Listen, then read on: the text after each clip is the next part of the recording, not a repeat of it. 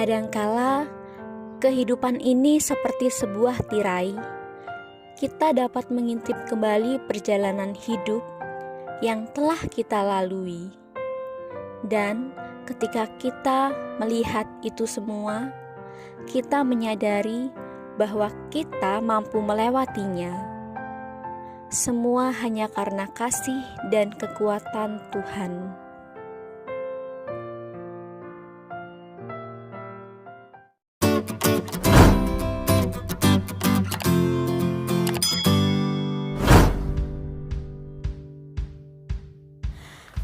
Hai, welcome back to my channel. Udah lama banget aku gak sharing sesuatu di YouTube channel aku. Nah, pada kesempatan kali ini aku mau sharing tentang sesuatu hal yang baru mungkin bagi teman-teman yang belum tahu, tentang sesuatu privacy yang selama ini aku simpan, yang selama ini aku jaga, yang selama ini aku keep hanya untuk diriku sendiri dan untuk keluarga ataupun teman-teman terdekat. Kira-kira apa ya? Penasaran gak ya kalian? Sebelumnya tujuan aku untuk memberikan sharing ini ke kalian atau membuat ini menjadi sesuatu konten aku bukan semata-mata supaya kalian tahu, tetapi lebih bertujuan supaya bisa mengedukasi kita semua dan bisa menjadi berkat buat kita semua yang menonton ataupun mendengarkan. Yeay. Oke, teman-teman, langsung aja aku ceritakan, yaitu diriku selama ini adalah seorang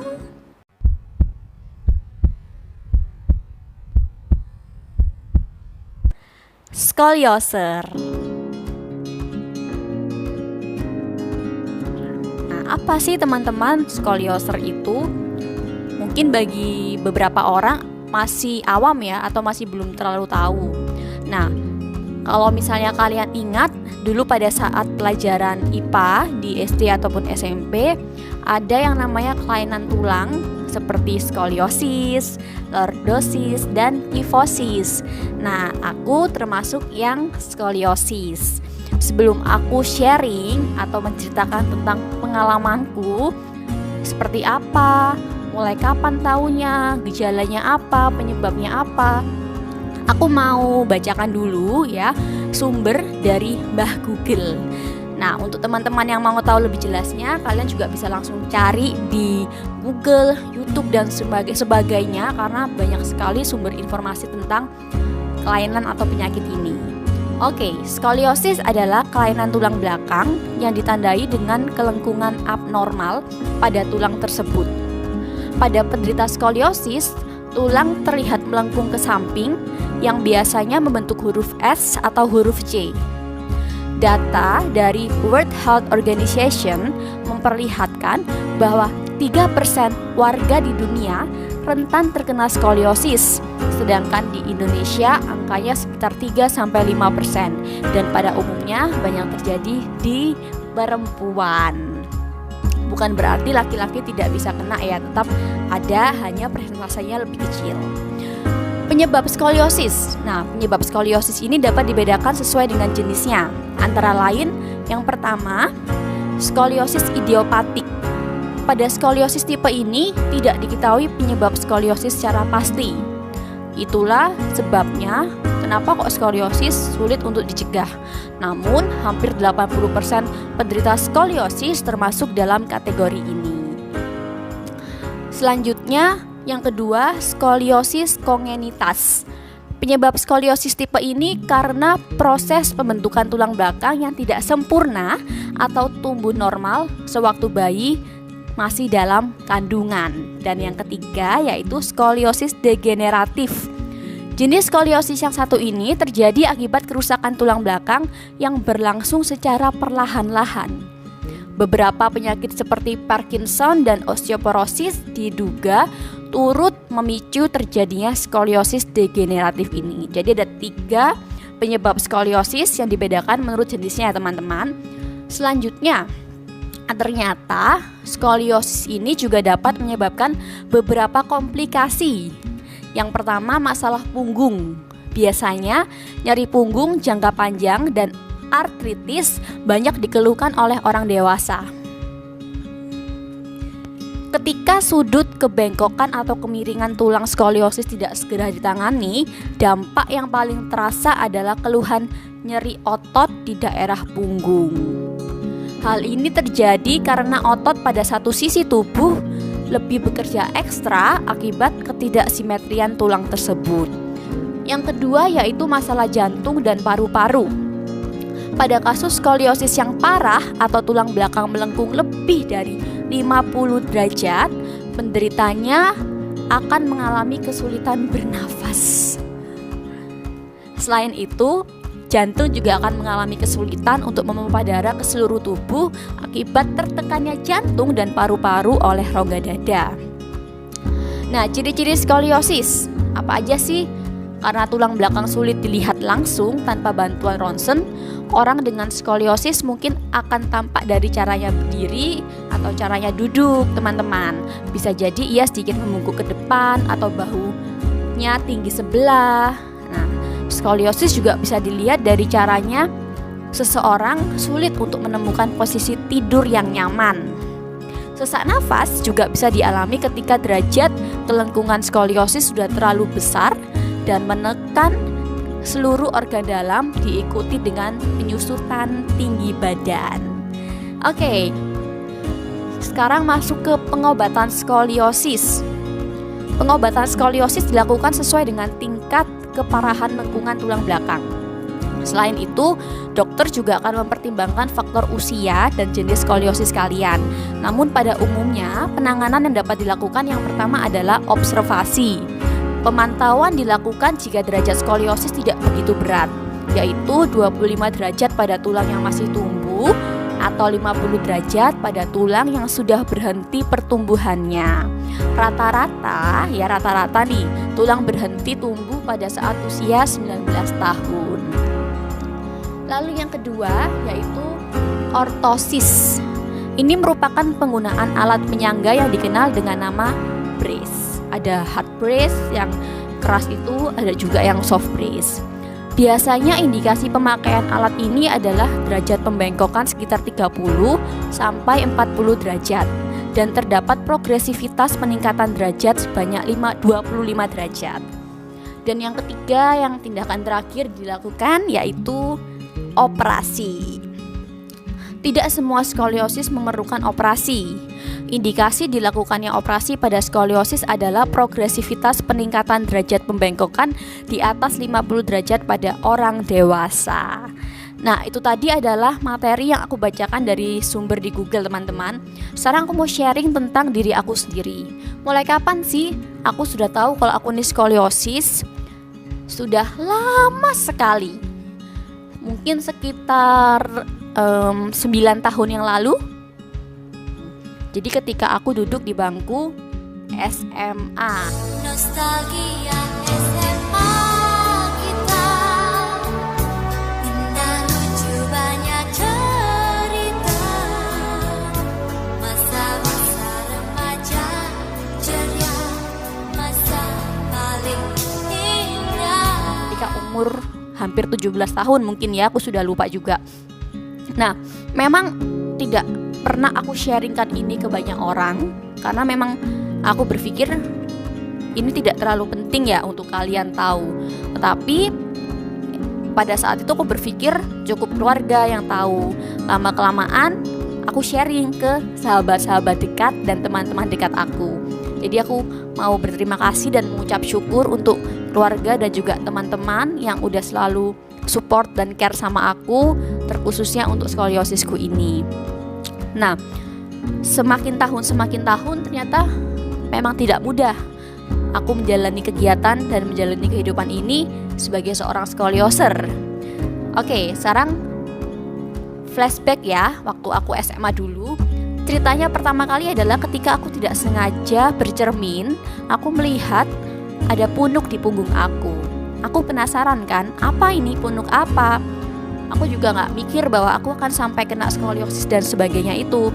Akhirnya aku coba ronsen ke rumah sakit dan baru tahu kalau aku ada skoliosis idiopatik. Jadi pada saat itu jenisnya sudah keluar, jenis skoliosis idiopatik yang tidak diketahui apa itu penyebabnya.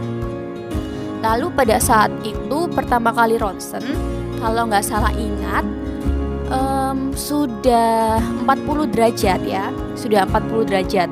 Berarti memang sudah cukup besar. Cuma pada saat itu dokter tidak menyarankan untuk operasi. Jadi hanya disuruh sering rajin latihan pilates, renang, lalu olahraga yang untuk memperkuat otot seperti itu. Waktu demi waktu berjalan, aku sudah jarang untuk melakukan itu. Jadi aku on off, tidak rutin karena kesibukan kuliah pada saat itu dan kesibukan kerja juga setelahnya. Lalu aku juga ngecek dong otomatis bahuku, antara bahu yang sisi kanan ataupun sisi kiri berbeda tingginya. Jadi memang benar seperti itu. Nah, mungkin di sini nggak terlalu terlihat ya, nanti kalau ada fotonya aku tampilkan. Lalu pada saat ronsen pertama itu, ketika tahu aku skoliosis, aku belum mengalami seperti nyeri, sesak nafas. Jadi memang benar-benar tidak ada komplikasi sama sekali. Jadi ya udah, aku hanya sering itu aja, pilates dan sebagainya. Tapi seiring berjalannya waktu, aku mengabaikan sakit di punggungku ini. Karena memang gak sakit sih, maksudnya mengabaikan skoliosisku ini. Aku masih pernah naik gunung, aku masih suka untuk keluar-keluar ke pantai, aku masih sering jalan, lari dan sebagainya. Nah, lalu masuk ke dunia kerja beberapa tahun setelahnya, aku mulai merasakan yang namanya sesak nafas. Aku mulai merasakan sakit di punggung, nyeri ya di bagian lengkungannya itu. Lalu coba aku ronsen lagi, ternyata ada kenaikan pada kemiringannya menjadi 50-an derajat. Aku lupa berapa pastinya. Ketika sudah naik, pada saat itu dokter masih belum menyarankan untuk operasi. Akhirnya masih dilakukan yang namanya fisioterapi. Jadi aku pernah melakukan traksi. Setiap 1 kali atau 2 kali seminggu aku ke rumah sakit untuk traksi tersebut. Lalu aku juga rajin mengikuti pilates, mulai dari gerakan-gerakan yang sederhana sampai gerakan-gerakan yang cukup ekstrim ya. Dan di salah satu komunitas pilatesku itu sempat mengadakan pilates gratis khusus untuk yang skoliosis. Jadi aku bersama teman-teman yang lain juga mengikuti kegiatan itu. Nah, sudah selesai, aku rutin melakukan itu. Dan juga aku rutin untuk berenang, karena berenang katanya salah satu olahraga yang bagus untuk seorang skolioser, teman-teman. Aku setiap malam pulang kerja berenang. Kadang aku juga ngajak teman-temanku sih yang buat berenang. Pasti yang nonton ini tahu ya kalau aku tuh suka banget berenang. Sebenarnya alasannya adalah ya karena skoliosisku ini bukan tanpa alasan. Kalau nggak ada skoliosis, mana mungkin aku mau berenang setiap malam ya. Oke, lanjut. Kembali lagi karena kesibukan dan mulai muncullah si virus corona di tahun 2019 akhir mungkin ya. Jadi mulai tahun itu sampai beberapa tahun ke depan, aku sudah tidak pernah lagi melakukan yang namanya berenang. Karena kan semua tempat renang ditutup ya. Pilates juga ditutup. Terus untuk fisioterapi sudah gak aku jalankan lagi. Pokoknya aku benar-benar berhenti tidak melakukan treatment apapun. Dan ternyata itu tidak baik, teman-teman. Karena itu yang membuat sakitku semakin menjadi-jadi dan kemiringannya semakin bertambah. Nah, di bulan Mei tahun 2021 ini, akhirnya aku memutuskan untuk ronsen ulang. Karena memang sakit yang aku rasakan ini sudah bener-bener aku gak kuat setiap hari selalu merasakan sakit ini ya. Di rumah, di kantor, setiap hari yang aku WA, chat ke mama, mak sakit banget, mau nangis rasanya. Cuma mama yang tahu sih. Emang setiap hari mendengarkan keluh kesahku. Mama, I love you. Kita beranjak dewasa, dia pun bertambah tua.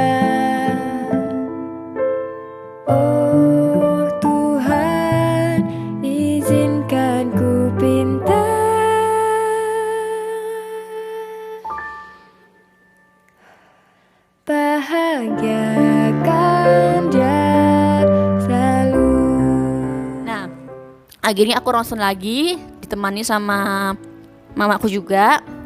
Dan ternyata memang benar teman-teman, kemiringannya bertambah derajatnya menjadi 65 derajat. 65 derajat ini dikatakan bahwa derajat yang masuk ke dalam kategori berat, yaitu di atas 40 derajat. Dan pada saat aku memberikan hasil ronsenku ke dokter nggak banyak ngomong sih.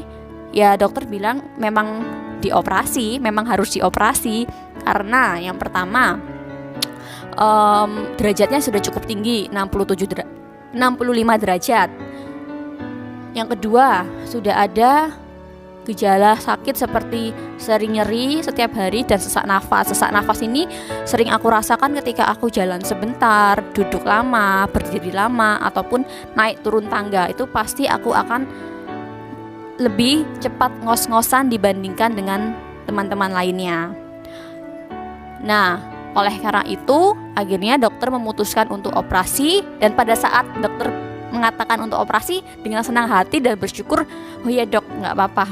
Karena pikiranku saat itu memang aku mau cepet-cepet hilang rasa sakitnya ini ya. Terus kedepannya juga akan semakin lebih baik, dengan harapan baik ya, yang pasti operasi berjalan lancar dan sebagainya. Mama yang di samping mau nggak mau gimana ya, tetap mama berusaha menyemangati, menguatkan.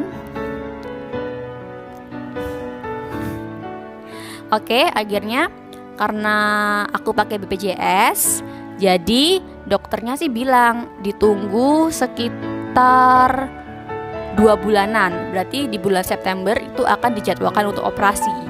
Nah, posisi saat ini adalah aku masih menunggu jadwal operasi, entah di awal September, minggu kedua atau minggu ketiga September.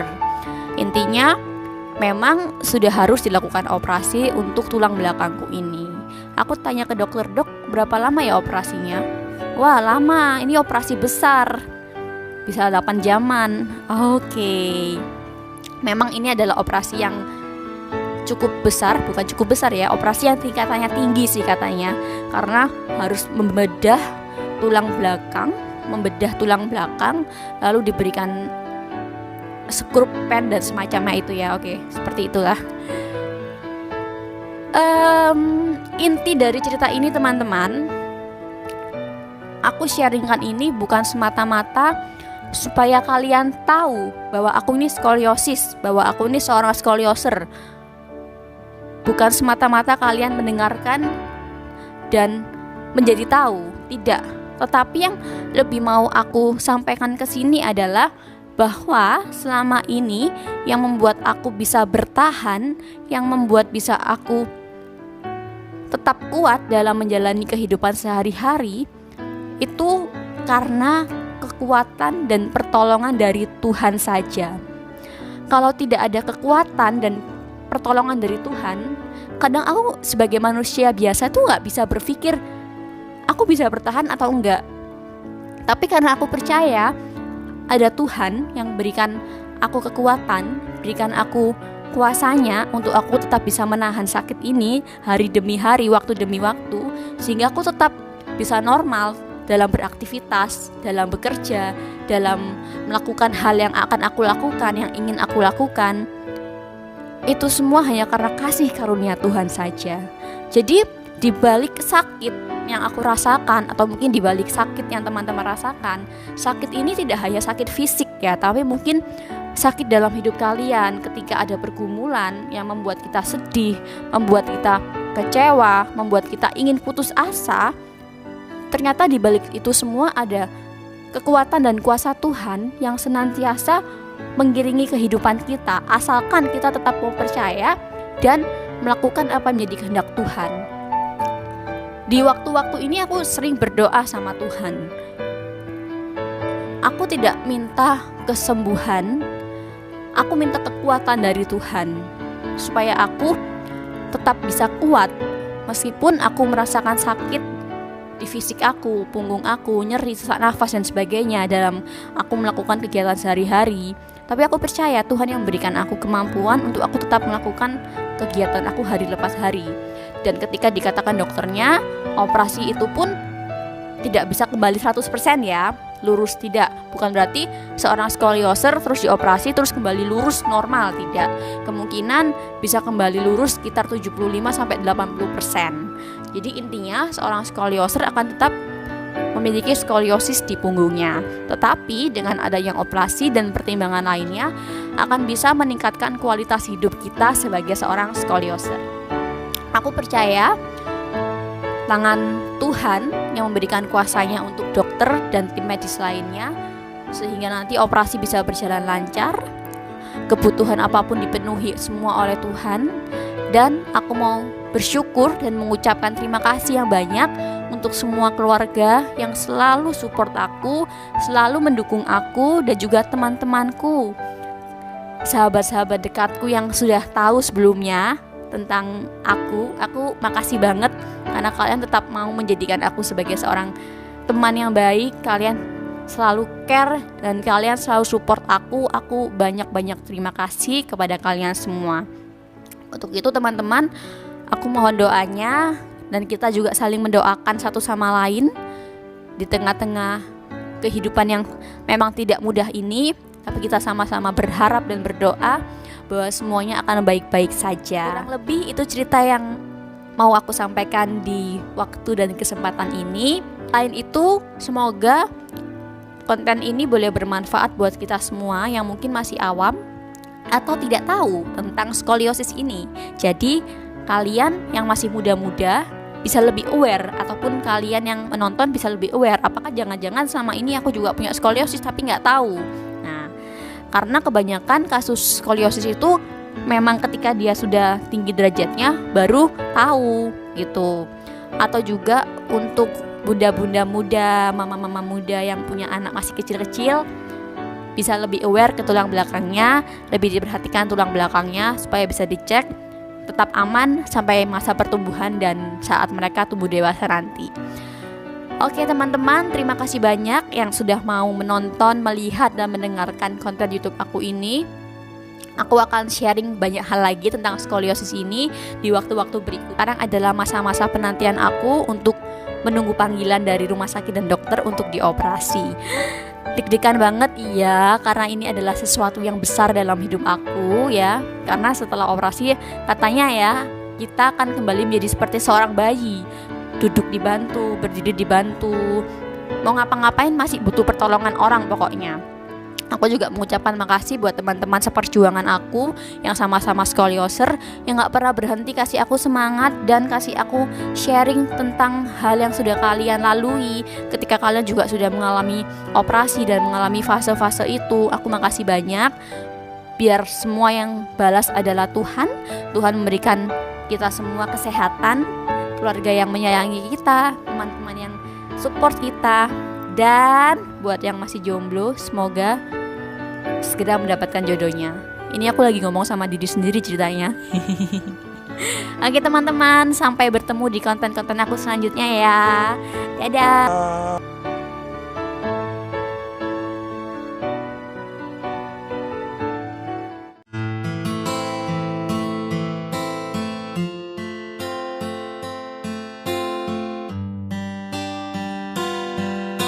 Gelapnya hidupku, Kau yang menerangi, cahaya kasih-Mu menuntun langkahku. Tak usah ku takut buat selamanya, janji-Mu sertaku, ratap di hatiku.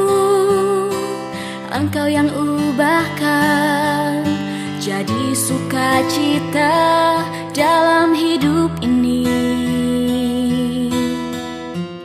Ku naikkan syukur padamu Tuhan atas segalanya. Pujian dan sembah hanya bagi-Mu. Ku naikkan syukur